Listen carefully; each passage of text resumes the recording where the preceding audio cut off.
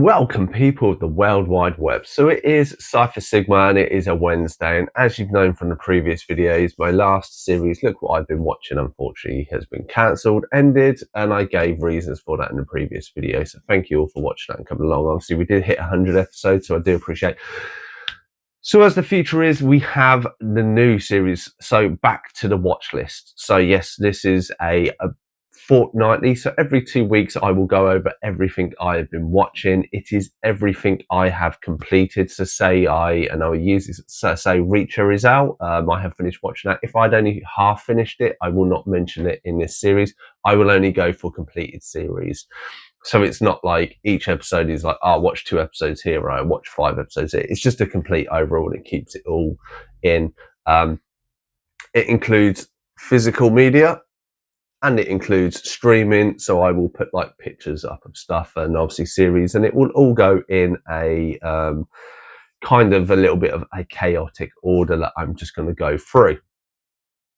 So this is episode 1. Hopefully you like the new format. Hopefully you like the new, the way it works. This will probably be a bigger video.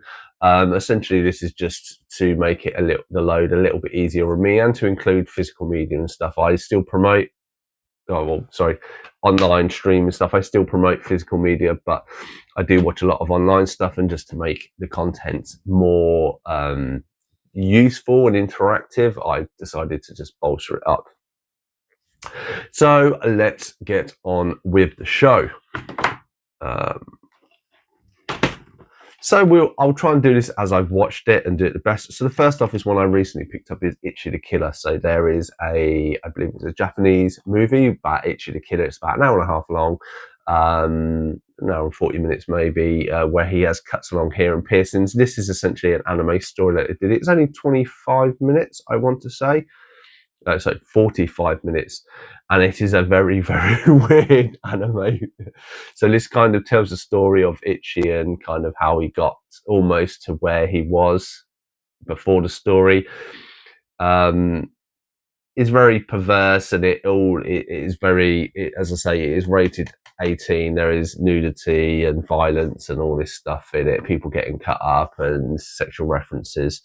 So unless you're an Ichi the Killer fan, or you're intrigued to learn more about it, then watch this. It's not the greatest anime styles in comparison to what I like, but still good to have it in the collection.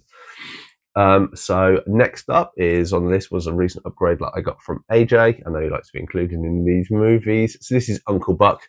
So I went from DVD to Blu-ray. I really enjoyed this. Really enjoy John Candy movies. Love the massive pancake. Always makes me want to have a pancake, even though I'd never be able to eat that. And obviously it's a John Hughes movie, but just enjoys like the simplistic nature of the 80s movies.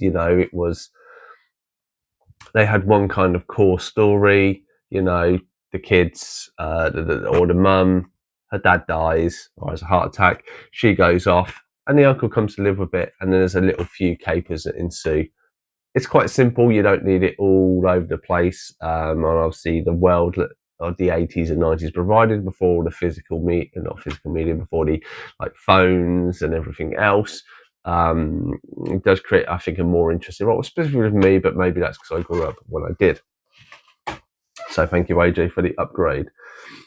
So the next one up is one I got on our free pile. So it is American Pickles. Anyone who does or doesn't know about this, I will give you a brief overhaul. So essentially you have the main character of Seth Rogen.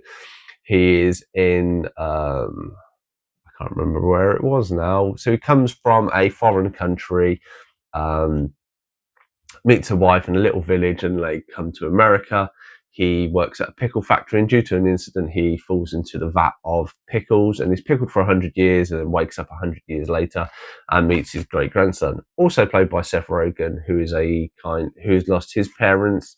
And it's kind of the two characters of this old age person trying to teach his grandson the morals that he wished he'd taught his son, and they come to blows. And actually, it was quite fun. When it starts off and it's olden day and that, I thought, oh, this ain't going to be great. When they come to America and then there's a time skip of 100 years, this is when I was like, oh, actually, I'm quite interested. It is quite a fun movie, so glad to have this in the collection. Glad it was free. So just before I went away, we get into Ocean's 11. So me and my wife always struggle with stuff to watch, and she really wanted to go back and watch this. Really, really love this movie. Very clever. I must admit, having watched it a few times now, you pick up on Brad Pitt's voice a few times, and some stuff is a little bit ruined now. And when you know the twists and turns, but still, I think all the characters and stuff was a great combination. Works very well. We have 12 and 13 downstairs to watch, so I look forward to revisiting them as well. So then we will move on to some online stuff. So first off, we have the movie Carry On. So yes, this is the most watched movie of 2024. Watched it on a plane ride when I went away for work for the best part of the week, and thoroughly enjoyed this. I thought the Jason Bateman did great as a villain. Obviously, there are some silly stuff. It is not a perfect movie. It does get a bit silly near the end, but overall, it wasn't a movie that I watched on a plane ride. I was engrossed the whole way through it. I thought Taron Egerton was good. I thought his love interest was quite a good character as well. I liked some of the surrounding characters, I should say. You know, his friend, it was a bit shame he got screwed over, and obviously his mate got stabbed and the other one that got killed. But it was kind of a evolution of you seeing kind of his Taron Egerton character, and it's kind of an evolution of him bolstering himself up to become a police one, even though it was silly and there's absurd stuff along, even with the cop helping him. I thought the characters and actors were really great across the board, and yes, it's very far-fetched in places, but essentially you are evolving this character who has these issues, who was protecting his father at the end of the day, to evolve to become the police officer that he is at the very end of the movie. And the silly stuff in between is but I think sometimes you have to enjoy it. At the end of the day, people like Die Hard, and I'm sure somebody crawling around an air vent that actually, if you know, air vents are like that big. So if you're going to say that stuff isn't real, then Die Hard isn't real because ventilations aren't that big. Just saying. But that's my personal view. So that was Carry On. So really enjoyed that. Like I say, good to watch it on a plane and not have two distractions. So next up, we go for the anime section. So I'm going to put these anime sections over there. So I finished season 2 of Solo Leveling. So this is a great anime series. It is just finished its second one. There is rumours, and it is kind of confirming that we'll get a third series from it, which is great. Essentially, you have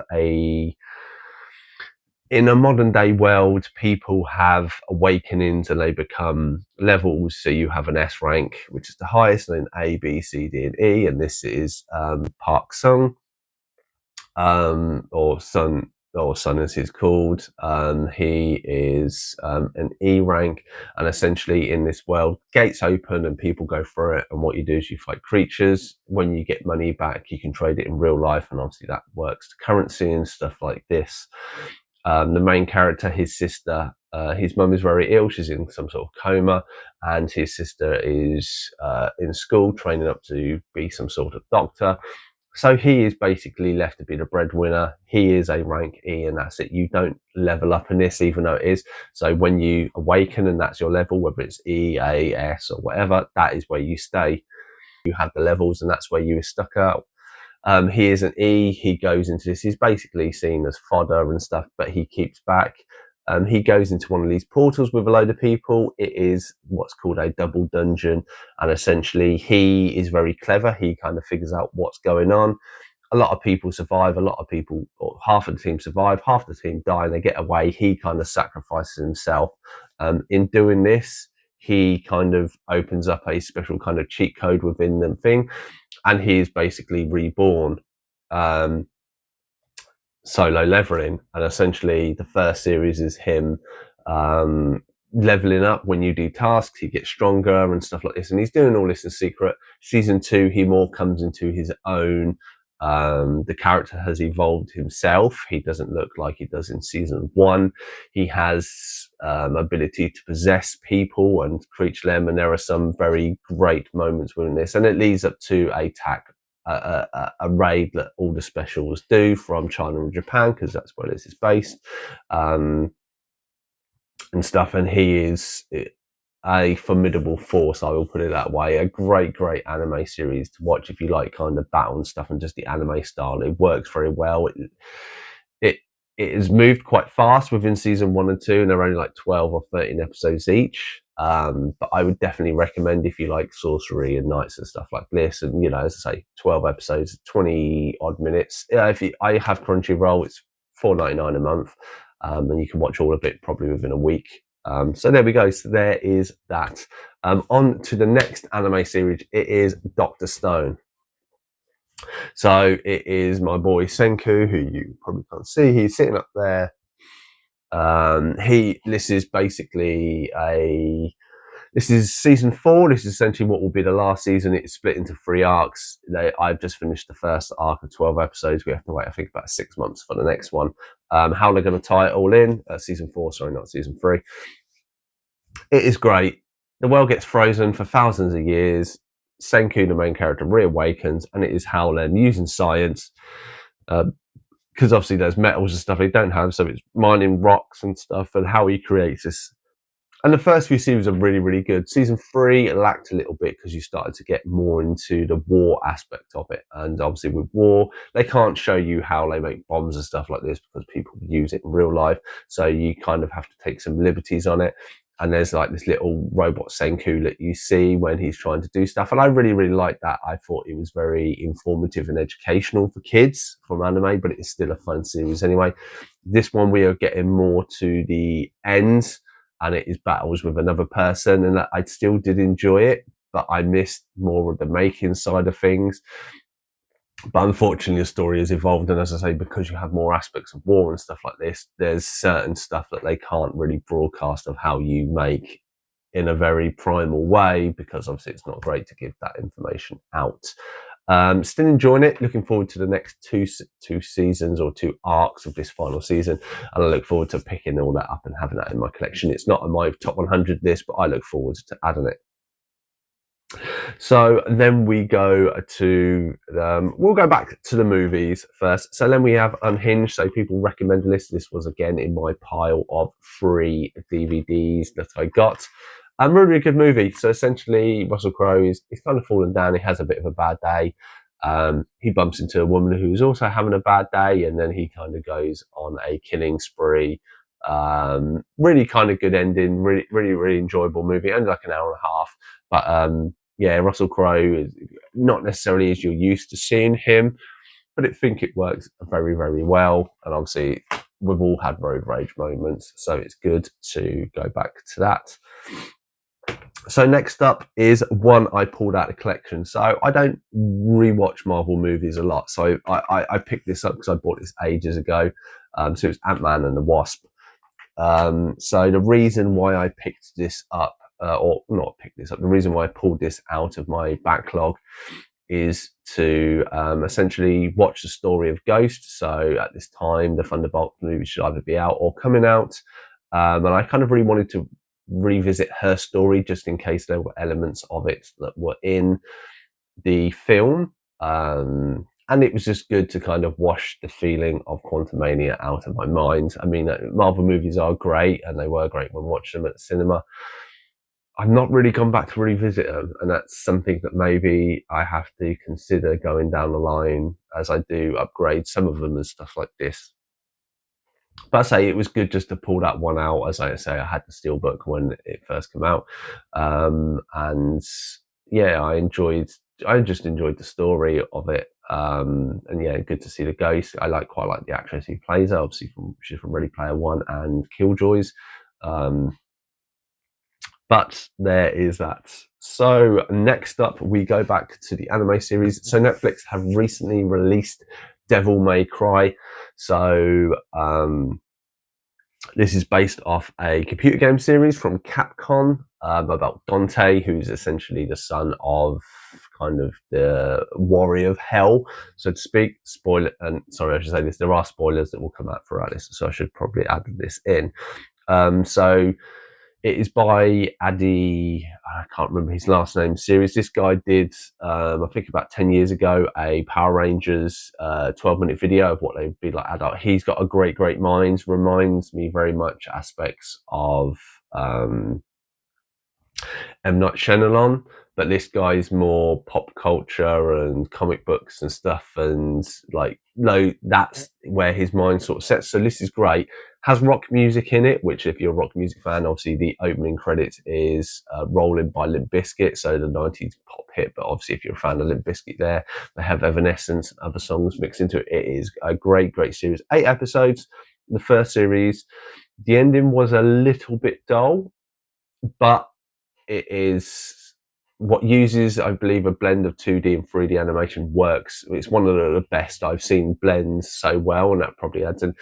Episode 6 is a flashback episode, which is a little bit short and uses different art styles, and it is great. It is probably the most captivating episode of it, not including all the actions that they have, or action, guns and shooting and stuff like this. But you know, it is done really well, and thoroughly enjoyed it. And you know, for somebody who comes from an anime kind of enjoying background of rock music from the 90s, this just hits all the right notes and is a great series. I look forward to hopefully the next part. Hopefully there will be more, but we shall move on. So next up we have Cliffhanger. So this is one I was also given by AJ, I believe. It was an upgrade. So I went and watched it. I quite enjoyed it. Forgot Mickey Rourke, not Mickey Rourke. Mickey Rourke. Yeah, from Guardians of the Galaxy. I didn't realise he was in it, and some of the other people, obviously John Lithgow being a bad guy. I do enjoy the action movies, and the stuff like this that makes, you know, it kind of casts me back to previous Carry On. You know, I know people probably think the action hero is dead and we shouldn't really have them, but there have been movies like Planes and stuff like this that I think have done really well, and I think actually they should bring this back. I know people will think it's outdated and I'm wrong and everything like this, but these just are enjoyable movies, and I think we need a few more of them to bring back. You know, the 90s had quite a good range of action movies, and some even cult ones that didn't do that well that have enjoyed more popularity over time. But it was very good to, you know, revisit this. And obviously I think it has the most expensive stunts in this, and some of them are amazing that some of the people did these. So there is that. So next up we have Unbreakable Boy. So this is another streaming movie that I watched through Rakuten 10. So this is something I did have with work, but work have changed their policy from last month, so I've got a few more Rakuten movies to watch. But yeah, this is a new Zachary Levi movie. It's for 2025, and it essentially, he goes into a clothes shop and meets this girl. She has these very lovely eyes, but she has this basically brittle bone condition. During their first few dates, she falls pregnant, and then he basically steps up to be the dad of this. Unfortunately, that kid is brought with brittle bone syndrome, which they don't know at first, and he also has ADHD, so he is quite a handful. They have a second child as well. And then in between all this, Zachary Levi, his best friend is imaginary, which you meet, and I thought that was quite great and quite nice. It reminds me of a few other movies where that kind of dynamic has been used, but it works really well. It is based on a true story, which I always love stuff like this. And essentially, the dad suffers, he goes down the alcohol route because he just can't relate to his son, and kind of it all leads up to him becoming sober and sorting his life out, and then becoming a proper family, which they have done for many years. I do like Zachary Levi. I think this is quite a good turn of his acting skills. And say the wife was really good. She's an actress that I don't know or have come across, and even the kids are obviously new to the acting world. And even like the imaginary friend, I thought he was just very clever there of playing in this day and age. You know, there are so many personal issues that people deal with, and there are, you know, like family life, like they get into a lot of trouble here, there, and everywhere. Just with overcosting and the expenses, like American, you know, breaking all these bones of what they have to go through. But it is a very fun and heartwarming movie that has a very happy end, and I would definitely recommend that. So that was Unbreakable Boy. So then we move on to the last movie that I watched. So Honora, which I believe was the Oscar winner for this year for Best Actress, which was an enjoyable movie. Essentially, it is kind of a stripper who comes across a foreign young kid who she ends up kind of dating and then marrying. His family then goes schizo, and it all goes a bit very over the top. They don't show what the family do, but it's all like all the kind of a Cinderella story. You know, she meets this guy, and there's a lot of sexual content because she is a stripper and stuff like this. They do get along very well, and the actors all work very, you know, the characters are very interesting. There's little nuances and little bits you need to kind of pay attention to. So again, this is one where you kind of need to focus throughout the film because you'll miss little bits. Bill, and he runs away because his parents are coming back. And then she ends up getting divorced, and then it kind of has this very twisty, turny ending where you don't necessarily suspect it to see, and just the trauma all kind of hits it at home. And it kind of reminds me, I think, of season 3 of 24, if you've seen that, where just, you know, Jack Bauer goes through all this stuff and at the end just kind of has a major breakdown at the end. And I think to see those emotional sides of some of these characters that are supposed to be strong or portray or been through a lot, you know, it does have impact on people. And I think that is, so I could see where it kind of, for the reasons of the sort of film it was and what the themes it portrayed of why it would have won the Oscars. I think it was the Oscars that it won. I enjoyed the movie. It's not something I would necessarily pick up and want to rewatch anytime soon, but I still enjoyed watching it. So that was the last movie that we have on streaming. Then we go to Jack Reacher season 3. So Alan Richardson. Really enjoy Jack Reacher. The wife really loves him as well for obvious reasons. Season 3 is great. It starts off very differently about he embeds himself, and it's very clever. The first half of the episode, you have this story of him coming across his kid, and then ends up kind of being integrated in his family, and then you realise it. The second half of the episode tells you that actually this is all planned. And the main bad guy, obviously there is a link to him previously, and there is some hard stuff that Reacher has gone through, which is good to have this backstory, and it is a bigger story. You know, he is a unit. It is good to have you have this bodyguard kind of bloke who is bigger than Reacher and slaps him around quite a lot, and there is some funny back and forth between these two. And even like the main villain, I know from Chicago Med, and I believe he also played Shredder from one of the Teenage Mutant Ninja Turtles from Michael Bay. I'm more or less from Chicago Med. He is quite a nice character, and this is quite an evil guy. And my wife all the way through it, I don't like this bloke, he's really evil. And I'm like, look, that's the sign that he is a great actor, that he can portray this other side, even though you predominantly know him as this nice guy. And yeah, and the ending of what happens to that character is great. Really look forward to season 4. I mean, Amazon are doing amazing with Reacher, and I think this is the bonus thing of streaming. And I know I don't necessarily rate a lot of streaming movies. Series, they seem to be spot on with quite a lot of good ones, and I think that is a good point going forwards for streaming, that the series are spot on. And then we end it with another update upgrade from AJ is Gemini Man. So this is the Will Smith and the younger Will Smith. Really enjoyed this film. I'm sure AJ said if you've seen his stuff, and like I've said, there are a few scenes, specifically the last one, that the animation is complete, or the CG is complete and utterly off. I don't know if they were running out of money, and that was just the last scene. If they did reshoots, and again they were restricted on money. There are some with the clones, and I use clones, and when they're jumping around, it's very out of this world, which isn't necessarily the way it would be, but I still think a lot of the action, it's very clever how they used like free runners and obviously bikes and other stuff, and some stuff you don't see as much in some films. Really liked it. Obviously the female lead, who's married to Ewan McGregor, I cannot remember her name for the life of me, and even that is from Ang Lee, and I say I really like it. If it maybe had a bit more money to up the CG, I think it would be a great film, but I think it is just a really good film. Mary Elizabeth, that's I think who the lady is. But a great action movie for the 2000s and 20s, I think it is, 2010, 2020, something like that.